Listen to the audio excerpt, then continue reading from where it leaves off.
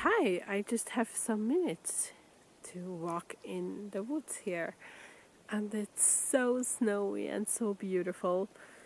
And we had like -17 last night, 15, 17, so it was really cold, and had to bring some of my plants inside to protect them. And we're just having a nice time a little bit here, getting used to the cold. And I brought my knitting with me. I'm making my Cathrine Parr now again. This is the front piece, the last piece. I have 2 sleeves and 1 back finished. And I finally made it through the colorwork section, and I'm kind of like, I wish I would have modified this to knit in around, because knitting this purling in colorwork, it's such a pain in the ass for me, really. I did not enjoy that at all. And all the stitches are a little bit wonky like this. I don't really like how it turned out. Normally I would, for colorwork, use my 2 hands, and then I have a dominant and a background color. But this way, if I'm just using 1 hand, kind of messes things up. And I don't know, do you guys ever purled 2 hands in colorwork? Is this even possible? I never did that. But finally I'm through with it, and I reached the section where I am cabling without a cable needle, and that's really fun and very quick.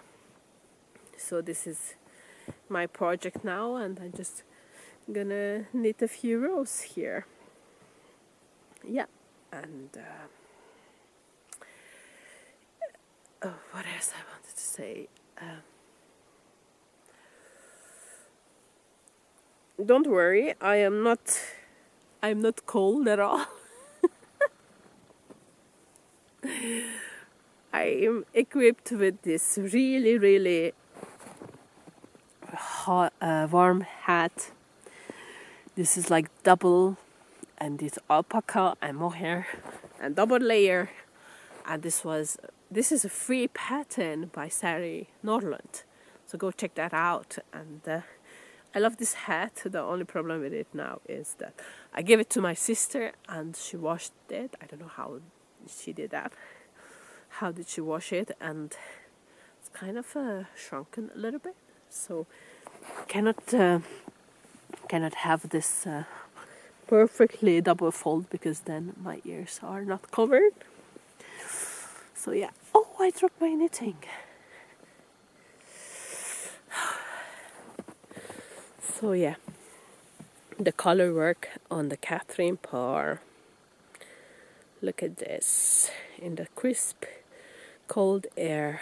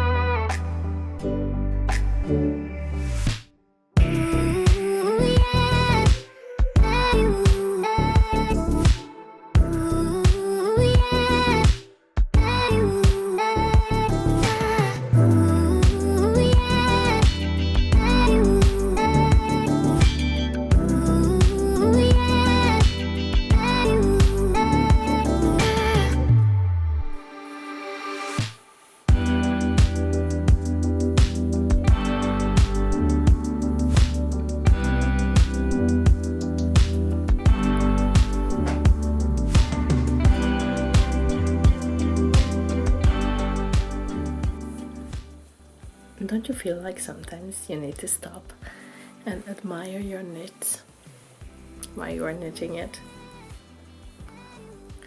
That's such a lovely thing to do.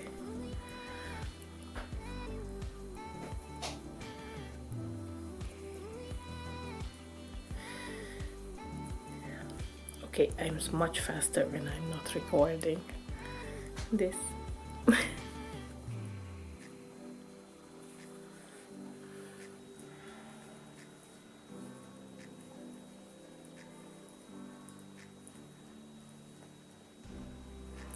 I am really consciously knitting on my Cathrine Parr, and since I took that footage in the woods, I have quite a bit of progress, and that's just over the Christmas time.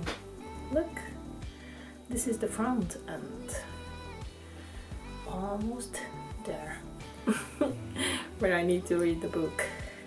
Yes, so, but even though cabling without a cable knitter goes so fast, and it's so rhythmical and so rewarding, and I am furiously knitting on this with my crooked needles.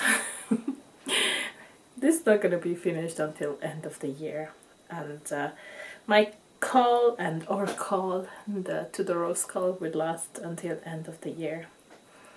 But I am the one who is falling behind. So, but that's great, because you can have, let's have one more month for this KAL. So in the whole of January I will update you on my progress, and I hope you update me on your progress over the Ravelry group. And I hope those of you who haven't introduced to their finished object yet in the finished object thread, they will do that. And I will show also the prices that I got for this KAL, and yeah, I just really hope there were some of you I did not check for a while the group, but you know guys, I've been away on social media, and somehow checking the Ravelry group, it's always like slips my mind. I don't know why. Maybe there is just like a better way to organize this kind of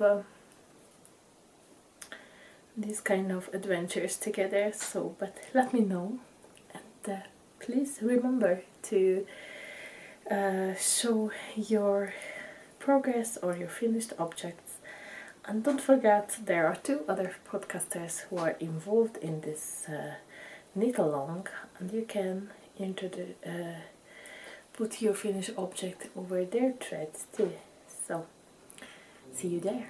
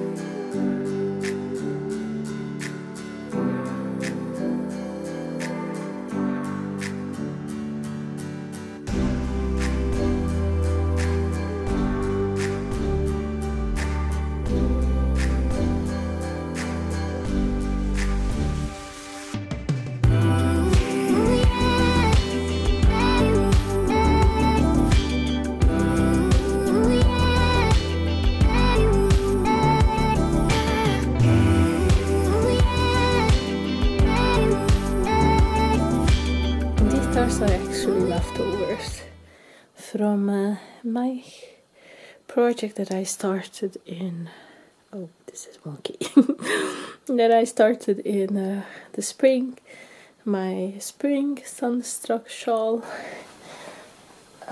and the other side around. And it's not finished yet because I don't have the borders, but I did finish the one for my son.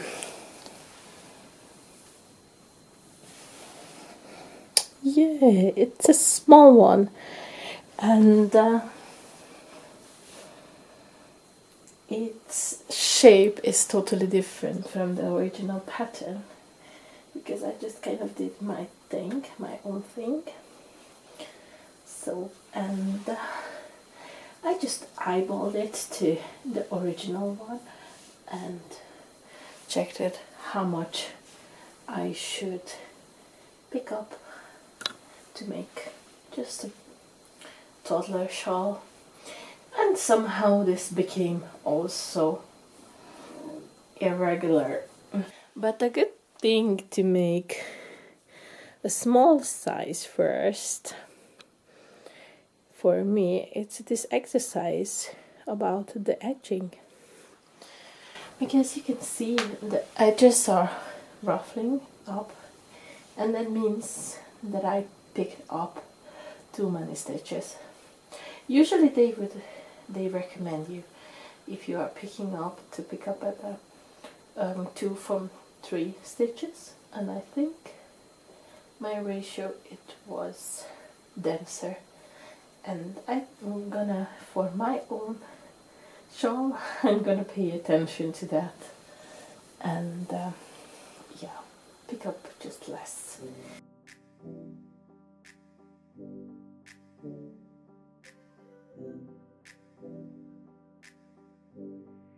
Actually, I really love this green color. You can see, you can tell, I really love it. And my mom said when she saw this color that, wow, what a great color. She was always wanting such a jumper in such color, but now with her age she might rethink that. Do you think with the age you have to change your colors? I mean, why not just wear what makes you the happiest and what you always wanted? So unfortunately I don't have enough for a jumper in this almost neon or really grassy green.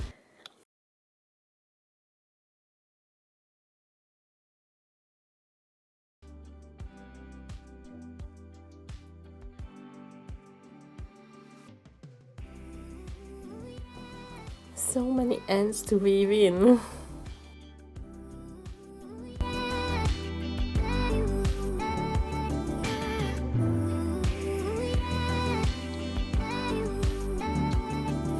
So, a shawl for me and my son, inspired by the pattern Sunstruck by Aylor.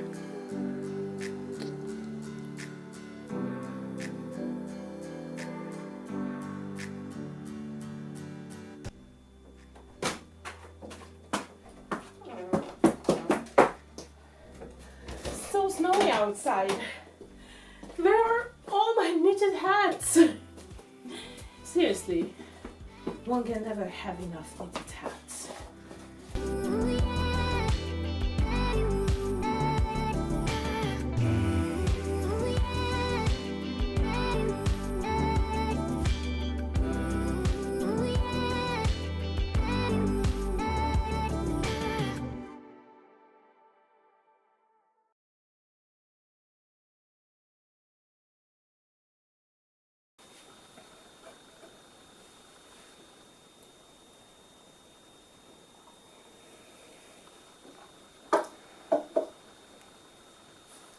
Hey, it's snowing again, and as usually I cast on a new project around Christmas, my Christmas project.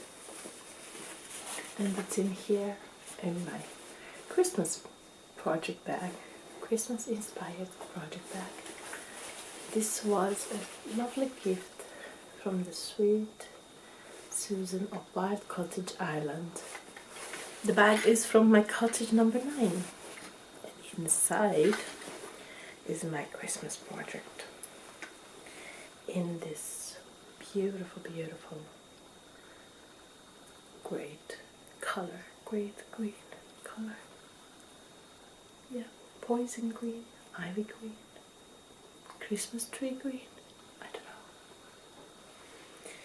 It's 100% wool, and I'm so glad for that, because that's the best wool for a color work project. So my Christmas jumper that I'm starting now at Christmas time is from Skeindeer Knits, and she released this pattern of a Christmas jumper, but it's 100% released because it's like a call, and it's supposed to start it now and then perhaps put it aside if you don't like to knit on it on a Christmas jumper in a summer, and then pick it up again next winter and have it ready for next Christmas. So that's so great, because I was also behind with everything, and I like the tradition of casting on a Christmas sweater or Christmas inspired sweater in around this time.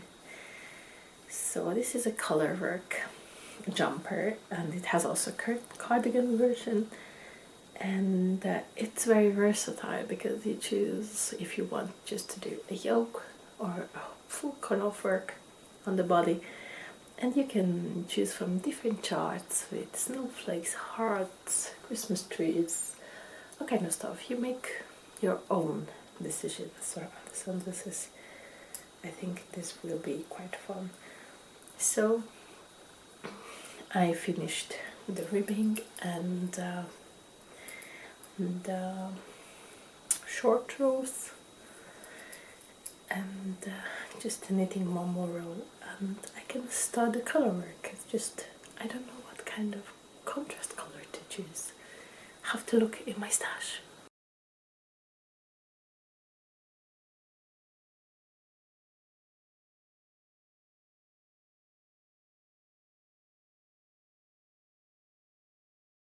Mostly sock yarns. Yeah, for lovely sock projects. This is something that I'm super excited to try at one point. This is supposed to be like a leopard print sock coming out of this. So yeah, I was thinking about this yarn. It's a sock yarn, sock wool. It has polyamide, but I like this subtle gradient in blue. Yeah, maybe this will work out. It's from Schachenmeyer Regia. Schachenmeyer.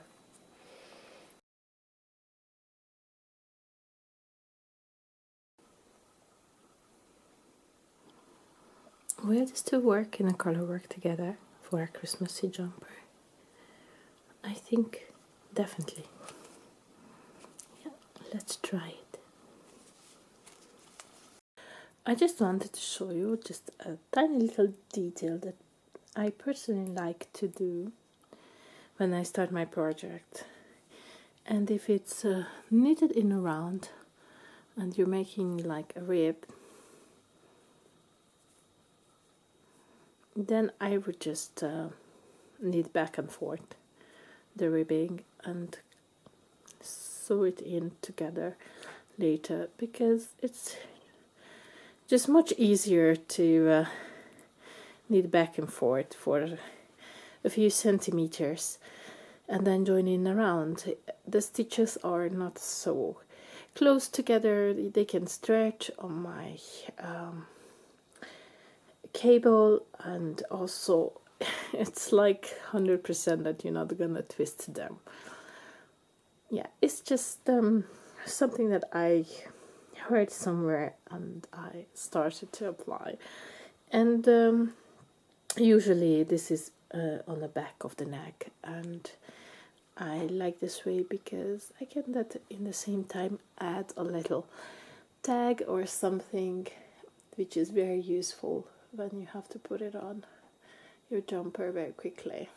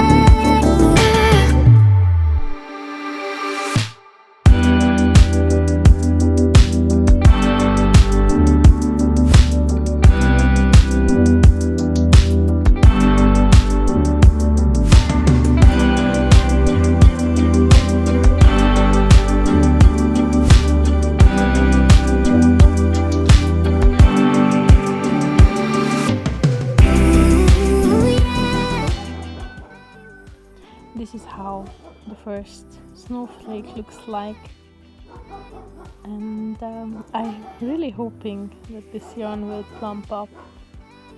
Sorry about the dog, I'm at the neighbor's and I guess he's angry with me.